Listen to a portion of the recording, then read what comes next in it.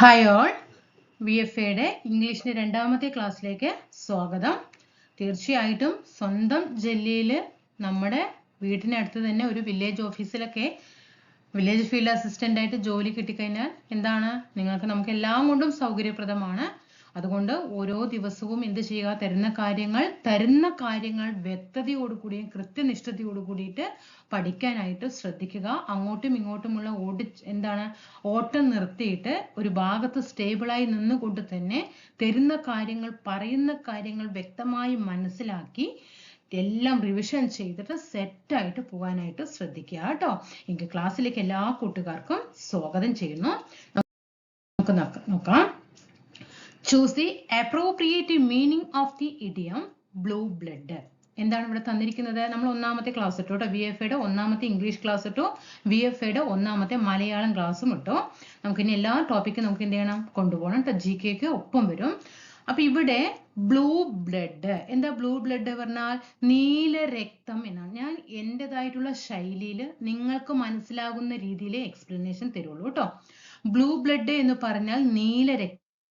ചോദ്യം ഇവിടെ ഇഡിയമാണ്. Blue ബ്ലഡിന്റെ idiom എന്ത് എന്ന് ചോദിച്ചാൽ എന്താണ്? അതായത് രാജകുടുംബത്തില് ഒന്നുമില്ലെങ്കിൽ നമ്മൾ രാജകുടുംബത്തിലൊക്കെ ജനിക്കും അല്ലേ, അല്ലെങ്കിൽ പ്രഭു കുടുംബത്തിൽ ജനിക്കും അല്ലേ. ഞങ്ങളൊന്നും അതുകൊണ്ട് ജനിച്ചിട്ടില്ല, അതുകൊണ്ടാണ് ഞങ്ങൾ ഇത്രയും രാവും പകലും ഉറക്കം ഒഴിച്ചിട്ട് പഠിക്കുന്നത് അല്ലേ. അങ്ങനെ ജനിച്ചിട്ടുണ്ടെങ്കിൽ നമുക്കിപ്പോ ഇന്ന് കഷ്ടപ്പെടേണ്ട ആവശ്യമില്ല അല്ലേ. രാജകുടുംബത്തിലോ പ്രഭു കുടുംബത്തിലോ ഒക്കെ ജനിച്ച വ്യക്തികളെയാണ് എന്തു പറയുന്നത്, ബ്ലൂ ബ്ലഡ് എന്ന് പറയുന്നത്. രാജകുടുംബത്തിലോ ഉയർന്ന പ്രഭു കുടുംബങ്ങളിലോ ഒക്കെ ജനിച്ച വ്യക്തികളെയാണ് എന്തു പറയുന്നത്, ബ്ലൂ ബ്ലഡ് എന്ന ശൈലി കൊണ്ട് ഉപയോഗിക്കുന്നത്. അതിന് കറക്റ്റ് ആയിട്ടുള്ള ഇഡിയം ഏതെന്ന് ചോദിച്ചാൽ ആൻ അരിസ്റ്റോക്രാറ്റ് ആണ്. തെറ്റിക്കാൻ പാടില്ല. Blue blood aristocrat.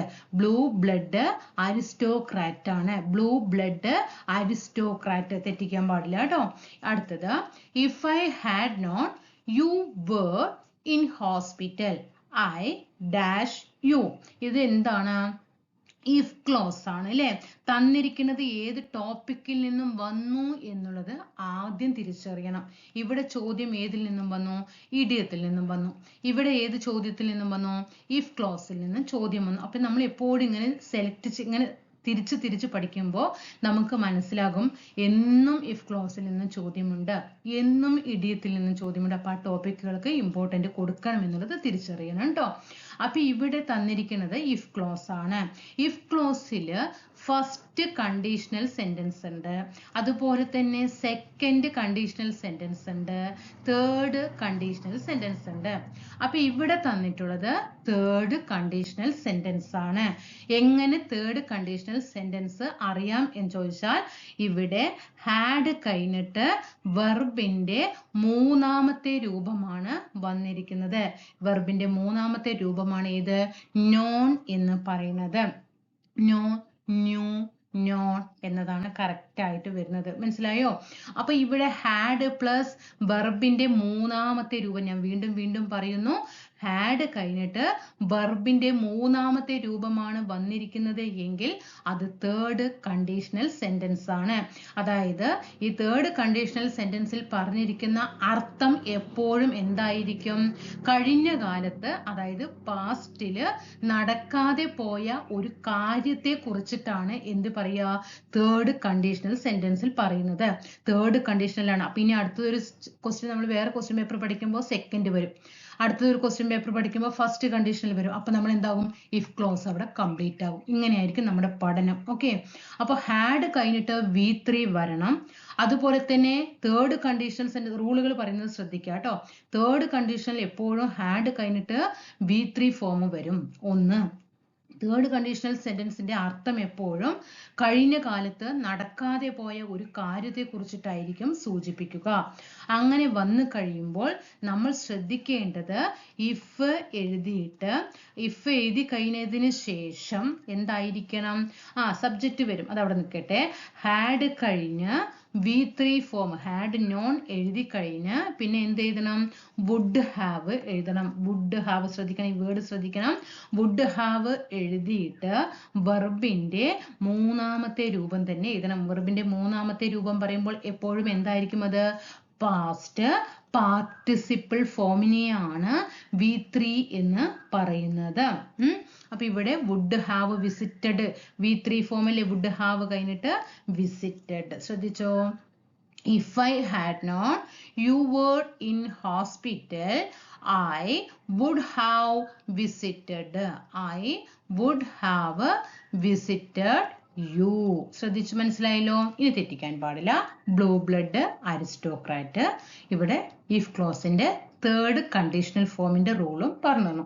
അടുത്തത് find out the correct answer. This is an achievement dash I am proud. ഇത് ഏതിൽ നിന്നാണ്? റിലേറ്റീവ് പ്രോനൗണിൽ നിന്നും വന്ന ക്വസ്റ്റ്യൻ ആണ്. Relative pronoun. ഇവിടെ എന്ത് ചെയ്യണം? This is an achievement dash I am proud. അല്ലെ? അപ്പൊ ഇവിടെ ഏതാണ് വരിക? എപ്പോഴും ഈ പ്രൗഡ് എന്ന വാക്ക് വരുന്ന സമയത്ത്, അതായത് ഉദാഹരണം പറയുകയാണെങ്കിൽ I am proud of this. Proud കഴിഞ്ഞിട്ട് ഏത് വരണം? Of. I am proud of this. Proud of this. I am proud of this. അല്ലേ? അപ്പോ രണ്ട് വാക്യങ്ങളെ ഒന്നിച്ച് ചേർക്കുമ്പോൾ ഇവിടെ എന്ത് ചെയ്യണം? ഇതിപ്പോ ഇതൊരു സെന്റൻസും ഇതൊരു സെന്റൻസുമാണ് അല്ലേ? അതുകൊണ്ട് എന്ത് ചെയ്യണം? ഇവിടെ പ്രൗഡ് ഓഫ് വന്നു. പ്രൗഡ് കഴിഞ്ഞിട്ടാണ് ഓഫ് വന്നത്. എന്നാൽ ഇവിടെ രണ്ട് സെന്റൻസുകളെ എന്ത് ചെയ്യണം? ഈ രണ്ടിനെയും തമ്മിൽ യോജിക്കുന്നുകൊണ്ട് ഫസ്റ്റ് എന്തിടണം? ഓഫ് ഇടണം. മനസ്സിലായി? ഈ സെന്റൻസിനെയും യോജിപ്പിക്കുന്നത് കൊണ്ട് ഫസ്റ്റ് എന്തിടണം? ഓഫ് ഇടണം. അതുകൊണ്ടാണ് ഇവിടെ ഓഫ് വിച്ച് എന്ന് വന്നത് കേട്ടോ. This is an achievement of which I am proud. Okay, പ്രിപ്പോസിഷനിലും വരും. പ്രിപ്പോസിഷനിലാണ് കറക്റ്റ് ആയിട്ട് ഇത് വരുന്നത്, ഓഫ് എന്ന് പറഞ്ഞിട്ട് വരുന്നത് അല്ലേ? This is an achievement of which I am proud. Which I am proud. അടുത്തത് report the following sentences. Don't touch me he said to her. അല്ലെ? ഡോണ്ട് ടച്ച് മീ, എന്നെ തൊടരുത്. അവൻ എന്ത് പറഞ്ഞു? അവളോട്. അല്ലെ? He said don't touch me, എന്നെ തൊടരുത്. ഹി സെഡ് അവൻ പറഞ്ഞു. ടു ഹെർ ആരോട്? അവളോട്. അപ്പൊ ഇവിടെ എന്താണ് ശ്രദ്ധിക്കേണ്ടത്? പറയുന്ന റൂളുകൾ ഒന്ന് ശ്രദ്ധിക്കണേടാ. ഇവിടെ ശ്രദ്ധിക്കേണ്ടത് തന്നിരിക്കുന്ന സെന്റൻസ് എന്ത് സെന്റൻസ് ആണ്? ഇതിവിടെ തന്നിരിക്കുന്നത് ടൈപ്പ് ഓഫ് സെന്റൻസിലുള്ള വാക്കാണ് അല്ലെ? ടൈപ്പ് ഓഫ് സെന്റൻസ് തന്നിട്ടുണ്ട്. ഇതിനെ റിപ്പോർട്ട് ചെയ്യണം അല്ലെ? റിപ്പോർട്ട് ദി ഫോളോയിങ് സെന്റൻസസ് എന്നാണ് പറയുന്നത്. ഇതിവിടെ ഏതാണ്ടിലാണ് വന്നിരിക്കുന്നത്? റിപ്പോർട്ടർ സ്പീച്ചിലുള്ള ക്വസ്റ്റ്യൻ ആണ് വന്നിരിക്കുന്നത് അല്ലെ? റിപ്പോർട്ടർ സ്പീച്ച് അല്ലെങ്കിൽ ഡയറക്റ്റ് ആൻഡ് ഇൻഡയറക്റ്റ് സ്പീച്ച്, അങ്ങനെയും പറയും. രണ്ടും ഒന്നാണ്. റിപ്പോർട്ടർ സ്പീച്ച് അല്ലെങ്കിൽ ഡയറക്റ്റ് ആൻഡ് ഇൻഡയറക്റ്റ് സ്പീച്ചിൽ നിന്നുള്ള ചോദ്യമാണ്. അപ്പൊ ഇവിടെ തന്നിരിക്കുന്ന സെന്റൻസ് എന്ത് സെന്റൻസ് ആണ്? ഒരു നെഗറ്റീവ് ഇംപറേറ്റീവ് സെന്റൻസ് ആണ് അല്ലെ? നെഗറ്റീവ് ഇംപറേറ്റീവ് സെന്റൻസ് ആണ്. ഇംപറേറ്റീവ് കാരണം ഡോണ്ട് കണ്ടോ, ഡോണ്ടിലൊക്കെ സ്റ്റാർട്ട് ചെയ്യുമ്പോൾ അത് എന്തായിരിക്കും? ഒരു ഇംപറേറ്റീവ് സെന്റൻസ്, നെഗറ്റീവ്. പിന്നെ ഇവിടെ നോട്ടും ഉണ്ട്, അതുകൊണ്ട് തന്നെ അതൊരു നെഗറ്റീവ് ഇംപറേറ്റീവ് സെന്റൻസ് ആണ് എന്നുള്ളത് ആദ്യം മനസ്സിലാക്കി. ഇനി നമ്മൾ എന്ത് ചെയ്യണം? ഇവിടെ ഈ ഡോണ്ട് നമുക്ക് ഫസ്റ്റിൽ നിന്ന് സ്റ്റാർട്ട് ചെയ്യാം. ഈ ഡോണ്ട് എപ്പോഴും റിപ്പോർട്ട് ചെയ്യുന്ന സമയത്ത് ഡയറക്റ്റിൽ നിന്നും ഇൻഡയറക്റ്റിലേക്ക് മാറ്റുന്ന സമയത്ത് ഡോണ്ട് എന്തായി മാറണം? നോട്ട് ടു എന്നായി മാറണം. ഡോണ്ട് പറയുമ്പോൾ DONT ഇങ്ങനെയല്ലേ? ഡു നോട്ട് ആണ് ഡോണ്ട് എന്ന് വരുന്നത്. അതിനെ എന്ത് ചെയ്യണം?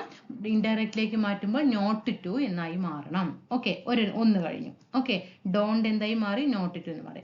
ഇനി സെഡ് ടു.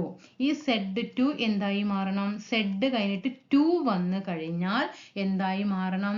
അത് ടോൾഡ് എന്നായിട്ട് മാറണം. ടോൾഡ്. സെഡ് ടു എന്ന് വന്നു കഴിഞ്ഞാൽ അത് ടോൾഡ് ആയിട്ട് മാറണം. ഓക്കെ, അപ്പൊ ഇവിടെ അങ്ങനെ തന്നെ നോക്കിയൊക്കെ ഇപ്പൊ തന്നെ നമുക്ക് ആൻസറിൽ കിട്ടും. ഡോണ്ട് എന്നുള്ളത് എപ്പോഴും ഡയറക്റ്റ് ആൻഡ് ഇൻഡയറക്റ്റ് സ്പീച്ചിൽ ഡോണ്ട് എന്ന് കണ്ടാൽ അത് നമ്മൾ റിപ്പോർട്ട് ചെയ്യുന്ന സമയത്ത് നോട്ട് ടു ആയി മാറണം. അപ്പോൾ ഓപ്ഷനിൽ നോട്ട് ടു എന്നുള്ളത് ഏതാണെന്ന് നോക്കിയാൽ മതി. ഈ തന്നിട്ടുള്ളതിൽ നോട്ട് ടു ഇല്ല, ഇതിലും നോട്ട് ടു ഇല്ല, ഇതിലും നോട്ട് ടു ഇല്ല. അപ്പൊ ആൻസർ ഏതാണ്? സി ആണ് അല്ലേ?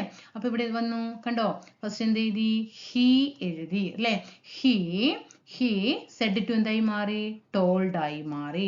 ടോൾഡ് her അല്ലേ അവൻ പറഞ്ഞു അവളോട് he told her പിന്നെ ഇവിടെ he told to നിന്ന് ഇടാൻ പാടില്ല കേട്ടോ said to നെയാണ് told ആക്കി മാറ്റിയത് he told her don't എന്തായി മാറി not to ആയി മാറി touch me അല്ലേ മീ എന്ന് പറയുന്നത് ഇവിടെ ആരാണ് അവനാണ് അല്ലേ അവനാണ് എന്നെ തൊടരുത് എന്നാണ് പറയുന്നത് അല്ലേ എന്നെ തൊടരുത് ആരാ പറയുന്നത് അവനാണ് പറയുന്നത് എന്നെ തൊടരുത് എന്ന് പറയുന്നത് അല്ലേ അപ്പൊ ഹി എന്തായിട്ട് മാറണം ഹിം ആയിട്ട് മാറണം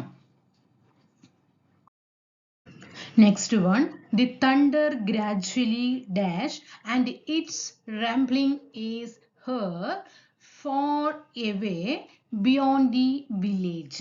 എന്താണ് ഇവിടെ ചോദ്യം വന്നിരിക്കുന്നത് എന്താണ് ഇതിന്റെ മീനിങ് തണ്ടർ എന്ന് പറഞ്ഞാൽ എന്താണ് ഇടിമുഴക്കം എന്നാണ് തണ്ടർ എന്താണ് ഇടിമുഴക്കം ക്രമേണ ഗ്രാജുവലി എന്ന് പറയുമ്പോൾ ക്രമേണ എന്താണ് rumbling is heard far away beyond the village ഒരു അതായത് അതിന്റെ ശബ്ദം ഇടിമുഴക്കത്തിന്റെ ശബ്ദം ക്രമേണ എന്തായി മാറുകയാണ് വളരെയധികം അല്ലേ വളരെയധികം അതിന്റെ ശബ്ദം ഗ്രാമത്തിന്റെ വില്ലേജിന്റെ അപ്പുറവും എന്ത് ചെയ്യാം കേൾക്കാം എന്നാണ് പറയുന്നത് അല്ലെ കേൾക്കുന്നുണ്ട് എന്നാണ് പറയുന്നത് അപ്പൊ ഇവിടെ ചോദ്യം എന്താണ് ശരിയായ ഉത്തരം ഇവിടെ rumbling is heard far away beyond the village ഇവിടെ ഏതാണ് ഉത്തരം വരുന്നത് എബേറ്റ്സ് ആണ് ഏതാണ് എബേറ്റ്സ് എന്നാണ് എബേറ്റ് എന്നാൽ എന്താണ് എബേറ്റ് എന്ന് പറഞ്ഞാൽ കുറയുക അതായത് ശാന്തമാവുക എന്നാണ് ഇവിടെ എബേറ്റ് എന്നതിന്റെ മീനിങ് എന്ന് പറയുന്നത് എബേറ്റ് എന്ന് പറഞ്ഞാൽ ഓക്കെ ദ തണ്ടർ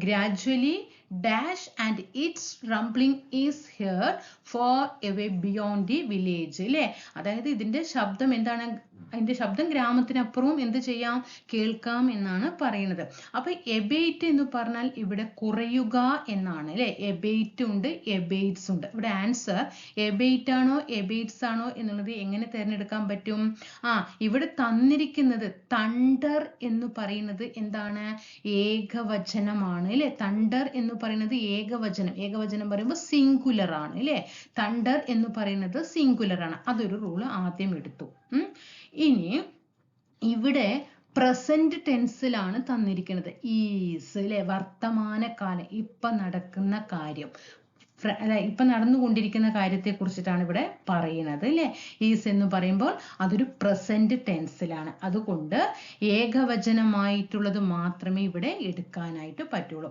തണ്ടർ എന്നുള്ളത് സിംഗുലർ ആണ് ഈസ് എന്ന് പറയുന്നത് പ്രസന്റ് ടെൻസിലുള്ള വാക്കാണ് അതുപോലെ തന്നെ ഈ തന്നിട്ടുള്ള സെന്റൻസും വർത്തമാനകാലത്തെ സൂചിപ്പിക്കുന്നത് കൊണ്ട് സിംഗുലർ വേർഡ് ആയിട്ടുള്ള എബേറ്റ്സ് എന്നാണ് എബേറ്റ് എന്ന് പറയുമ്പോൾ പ്ലൂറലിലാണെങ്കിൽ തന്നിരിക്കുന്നത് എബേറ്റ് എടുക്കുക സിംഗുലർ ആണെങ്കിൽ തന്നിരിക്കുന്ന സെന്റൻസ് സിംഗുലറിലായതുകൊണ്ട് അത് എബേറ്റ്സ് എന്ന് എടുക്കുക ഓക്കെ എബേറ്റ്സ് എന്ന് പറഞ്ഞാൽ എന്താണ് കുറയുക അല്ലെങ്കിൽ ശാന്തമാവുക എന്നൊക്കെയാണ് അർത്ഥം ട്ടോ നെക്സ്റ്റ് വൺ ഐഡന്റിഫൈ ദി എന്റോണിയം അല്ലെ തന്നിരിക്കുന്ന വാക്കിന്റെ ഓപ്പോസിറ്റ് ഇനോറമസിന്റെ ഓപ്പോസിറ്റ് എന്താണെന്നാണ് ചോദ്യം ഇനോറമസ് എന്ന് പറഞ്ഞാൽ എന്താണ് the company made an enormous profit last year അല്ലെ അവസാന വർഷം എന്ത് ചെയ്തു അതായത് സാമ്പത്തിക വർഷം ഒരു വർഷത്തിന്റെ ലാസ്റ്റ് എന്ന് പറയുന്നത് വളരെയധികം ലാഭം അല്ലെ വമ്പിച്ച ലാഭം ഉണ്ടാക്കി എന്നാണ് പറയില്ലേ നമ്മൾ പറയാല്ലേ കമ്പനിക്ക് വളരെ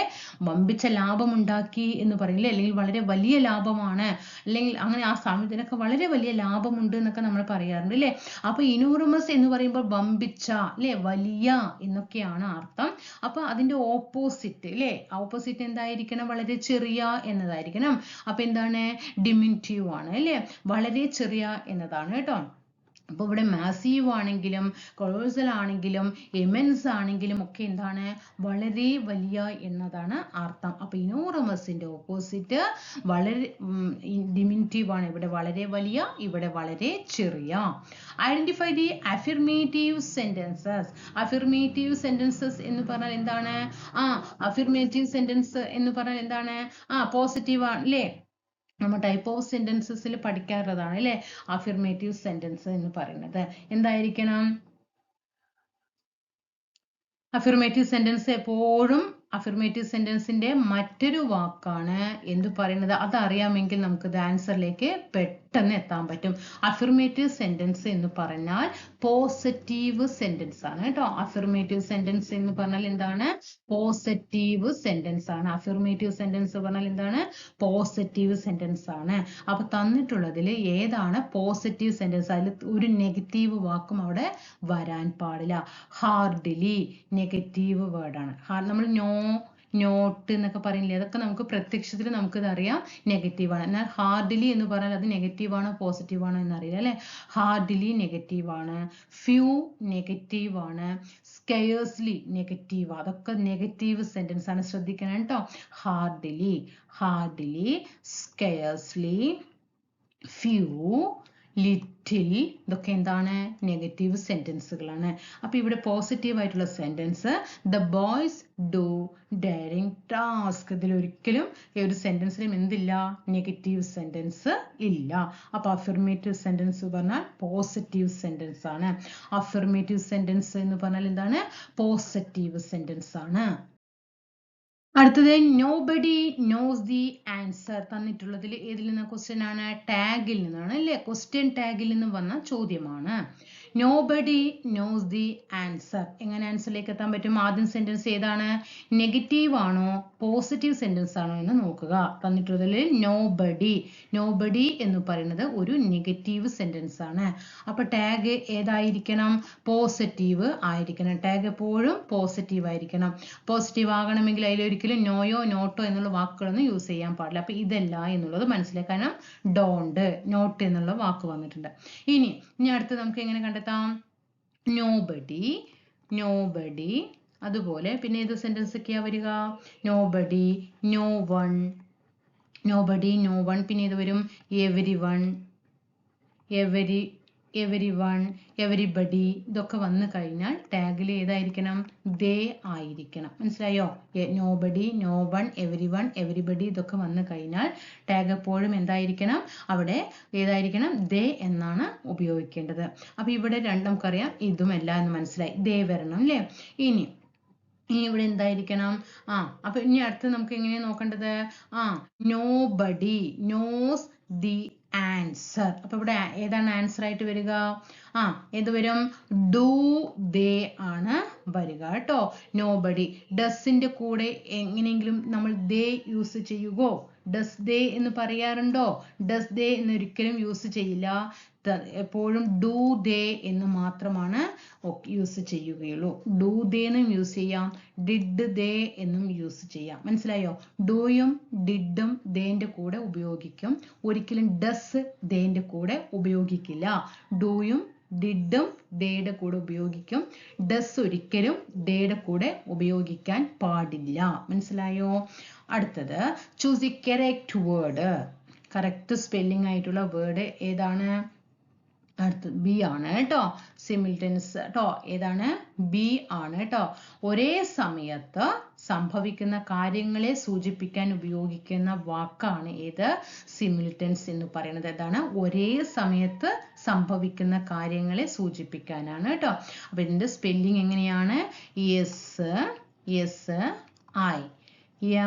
SIMUL, സിമുൽ.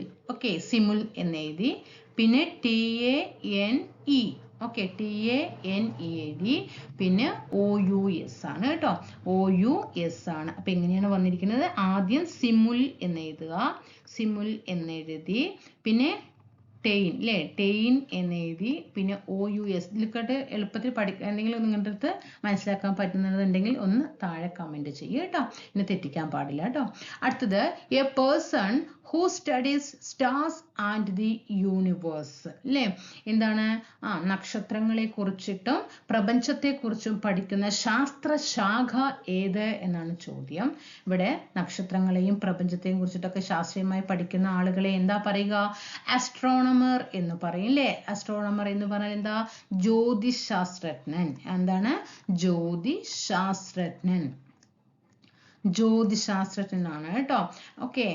അസ്ട്രോനട്ട് പറഞ്ഞാൽ എന്താ? അസ്ട്രോനട്ട് അത് ബഹിരാകാശ യാത്രികരാണ് കേട്ടോ. ബഹിരാകാശ യാത്രികരാണ് എന്ത് പറയുന്നത്? യാത്രികനെയാണ് ആസ്ട്രോനട്ട്. ബഹിരാകാശ യാത്രികനെയാണ് ആസ്ട്രോനട്ട് എന്ന് പറഞ്ഞാൽ. എന്നാൽ ജ്യോതിശാസ്ത്രജ്ഞനെയാണ് ആസ്ട്രോണമർ എന്ന് പറയുന്നത്. ആസ്ട്രോളജിസ്റ്റ് പിന്നെ നമുക്കറിയാം ജ്യോത്സ്യനാണ് അല്ലെ. ആസ്ട്രോളജിസ്റ്റ് എന്ന് പറഞ്ഞാൽ ആരാണ്? ജ്യോത്സ്യനാണ് കേട്ടോ. ജ്യോത്സ്യൻ, തെറ്റിക്കരുത്. പ്രപഞ്ചത്തെയും നക്ഷത്രങ്ങളെയും കുറിച്ച് പഠിക്കുന്ന, ശാസ്ത്രീയമായി പഠിക്കുന്ന ആളുകളെ ആസ്ട്രോണമർ എന്നും ബഹിരാകാശ യാത്രികനെ പറയുന്നത് ആസ്ട്രോനട്ട് എന്നും പറയുന്നു. ഓക്കെ, ഇത് SSCRTയിലുള്ള വേർഡ്സ് ആൻഡ് ഫ്രേസസ് ആണ്. അപ്പൊ നമ്മൾ ഒരേ സ്റ്റാൻഡേർഡിൽ തന്നെ മനസ്സിലാകുന്നുണ്ട്. അപ്പൊ മലയാളവും ഇംഗ്ലീഷും ഒരേ ക്വസ്റ്റ്യൻ പേപ്പറിന്റെ കോഡാണ് ഡെയിലി വർക്ക്ഔട്ട് ചെയ്യുന്നത് കേട്ടോ. അല്ലാതെ അവിടെ നിന്നും ഇവിടെ നിന്നൊക്കെ പിക്ക് ചെയ്തിട്ടല്ല. 2026 നമുക്ക് ആദ്യം സ്റ്റാർട്ട് ചെയ്തുകൊണ്ട് ഒരേ കാറ്റഗറി നമ്പറിലുള്ള മലയാളവും ഇംഗ്ലീഷും ക്വസ്റ്റ്യൻ പേപ്പർ വർക്ക്ഔട്ട് ചെയ്യുന്നു. അതുമായി ബന്ധപ്പെട്ടിട്ടുള്ള SSCRTയും ഒരേ ലെസണിൽ നിന്ന് തന്നെ കേട്ടോ. ഇപ്പോൾ 8ാം ക്ലാസ്സിലെ ആദ്യത്തെ ലെസൺ ആണെങ്കിൽ 8ാം ക്ലാസ്സിലെ ആദ്യത്തെ ലെസണിലുള്ള മലയാളത്തിൽ നിന്നുള്ള പദപരിചയങ്ങൾ നമ്മൾ കഴിഞ്ഞ ക്ലാസ്സിൽ പഠിച്ചു. അപ്പോൾ അതേപോലെ ഇംഗ്ലീഷ് 8ാം ക്ലാസ്സിലുള്ള ഇംഗ്ലീഷിൻ്റെ ഫ്രേസസ് ആണ് നമ്മൾ പഠിക്കുക. അപ്പോൾ ഒരേ ഇതിലായിരിക്കും കൊണ്ടുപോകുക കേട്ടോ. ഇവിടെ നോക്കുക, ഇവിടെ എന്താണ് തന്നിരിക്കുന്നത്? മ്യൂളിംഗ് അല്ലേ. മ്യൂളിങ്ങിന്റെ മീനിങ് എന്താണ്? ക്രൈയിങ് ആണ്. സിനോണിയംസിലും ഇഡിയംസിലൊക്കെ വരും കേട്ടോ. ഫ്രേസ് നമ്പർ ഇവിടെ വേർഡ്സ് ആൻഡ് ഫ്രേസസ് എന്ന് തന്നെ തന്നിട്ടുണ്ട്. സിനോണിയം വരും, ആന്റോണിയം വരും, അതുപോലെ തന്നെ വൺ വേർഡ് സബ്സ്റ്റിറ്റ്യൂഷനിൽ വരാം. ഓക്കെ, ഇതിലൊക്കെ എന്ത് ചെയ്യാം? ഇത് കയറി വരാം. പഠിക്കുക. മ്യൂളിംഗ് എന്ന് പറഞ്ഞാൽ അതായത് ഈ കൊച്ചു കുട്ടികൾ കരയില്ലേ, കുഞ്ഞിന്റെ കരച്ചില്, അതിനെയാണ് ക്രൈയിങ് കേട്ടോ. മ്യൂളിംഗ് എന്ന് പറഞ്ഞാൽ എന്താണ്? ക്രൈയിങ്. അർത്ഥങ്ങൾ നോട്ട് ചെയ്ത് വെച്ചോ. മ്യൂളിംഗ് എന്ന് പറഞ്ഞാൽ ക്രൈയിങ് ആണ്. അടുത്ത് പ്യൂക്കിംഗ്. എന്താണ് പ്യൂക്കിംഗ്? അതായത് വൊമിറ്റിംഗ് ആണ്. ഛർദ്ദിക്കുക എന്ന് പറയില്ലേ, ഛർദ്ദിക്കുന്നതാണ് പ്യൂക്കിംഗ് എന്ന് പറയുന്നത് കേട്ടോ. പ്യൂക്കിംഗ് ആണ്. പ്യൂക്കിംഗ്, വൊമിറ്റിംഗ്. അടുത്തത് വൈനിങ് ആണ്. വൈനിങ് എന്ന് പറയുന്നത് അതായത് ഈ കംപ്ലൈനിങ്, നമ്മൾ പരാതി പറയില്ലേ, പരാതി പറയുക അല്ലെങ്കിൽ ഒച്ച വെച്ച് കരയുക എന്നും പറയും കേട്ടോ. വൈനിങ് എന്ന് പറയുമ്പോൾ പരാതി പറയുക എന്ന അർത്ഥവുമുണ്ട്, പരാതി പറയുക എന്ന അർത്ഥവുമുണ്ട്, അല്ലെങ്കിൽ ഒച്ച വെച്ച് കരയുക എന്ന അർത്ഥവുമുണ്ട്. ഒച്ച വെച്ച് കരയുക എന്ന അർത്ഥത്തിലും ഏത് വരാം? വൈനിങ് വരാം. അടുത്തത് സാച്ചൽ ആണ്. സാച്ചൽ എന്താണ്?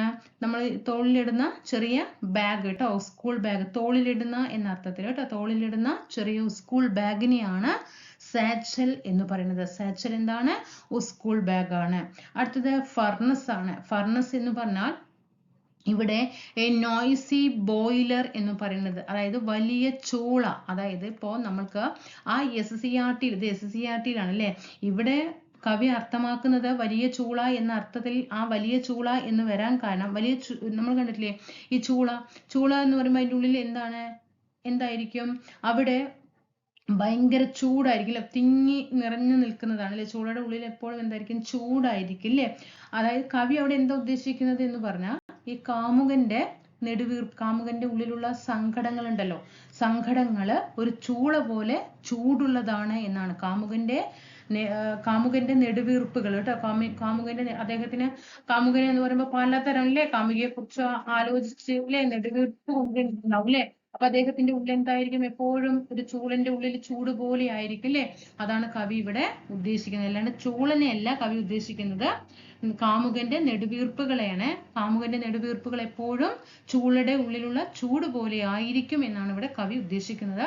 ഫർണേസ് എ നോയ്സി ബോയിലർ ആണ്. അടുത്തത് വോഫുൾ അല്ലേ. വോഫുൾ ബാലഡ് ആണ്. വോഫുൾ ബാലഡ് എന്ന് പറയുമ്പോൾ സാഡ് ലവ് സോങ് ആണ്. വിഷമം നിറഞ്ഞ പ്രണയഗാനമാണ് കേട്ടോ.